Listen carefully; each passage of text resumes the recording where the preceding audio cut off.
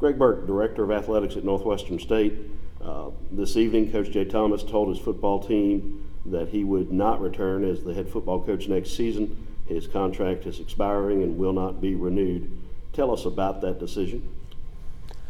Well, coaching changes overall. Anytime you've got a coaching transition, it's not easy, it's difficult, and honestly, it's really tough when it involves somebody like Jay Thomas, a guy who I've really enjoyed working with, a guy who's done so much for our program. I mean, I know our boosters, our supporters, everybody likes him, how well he's represented our football program, our athletic program, our university, our fans. So it's really a difficult thing to have to go through. You know, the last 2 years especially, 2 to 3 years, we just had some really tough and sometimes even excruciating losses. Been right on the edge, right on the verge, but ultimately the body of work, the overall win-loss record is just not desirable. We want to be better, we need to be better, we must be better. I know that's what our fans want, our former athletes, especially our former football players. So we've made a decision to not do any kind of an extension on Jay's contract and to take another direction as far as the leadership of the program.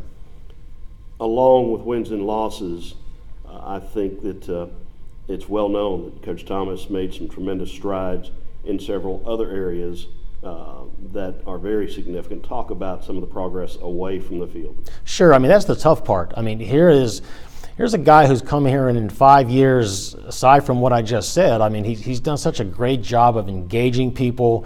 He's worked hard. He's been in the community and all that. But to me, right at the top of the list is he has totally changed the academic profile of our football program, and that's important. I mean, the NCAA academic progress rate, if you don't hit that 930 benchmark, you don't go to the playoffs. And not only are we now on a 4-year, multi-year average, rolling average, are we well above, I mean, we're not just above the 930, we are well above it. And that's just taken a lot of diligence on the part of Jay, on the part of his staff. I mean, they meet every Thursday morning with our academic staff, and they go player by player by player to ensure that things are going well. And obviously, I know from the alumni perspective, yeah, they want to win, but I don't think our alumni want to win with student athletes that aren't graduating and aren't passing their classes. And so to me, that's been a big deal, is that the academic profile and foundation of the program is in much better shape. Community relations, I kind of alluded to that already, but Jay's been visible, he's been engaged. He's, you know, even after last season, which was really, really a difficult season, a one-win season, he was right out in front. He never, you know, went into hiding, never went into a bunker. He continued to engage our former athletes, to engage our supporters.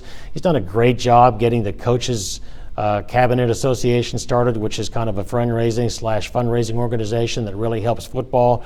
He's done that, and then I even think that something which I think is pretty remarkable this past summer, when Jay and his staff put together a camp over a weekend that had over 500 participants. And I mean, I know that we had one of our former athletes who, he and his wife are both NSU grads, and they had a son who attended that camp and had been to some other camps in our region, and he said that, first of all, just in terms of how well the camp was run, nothing else compared, but he said, I can tell you, nobody had this many campers, and that takes a lot of effort, that takes having connections, and I think it's just another indication of where Jay is and has been with this program. It just goes back to all those things are in place, which make me feel so good about where we can go, but ultimately it does come down to wins and losses. Okay, you've referenced moving forward.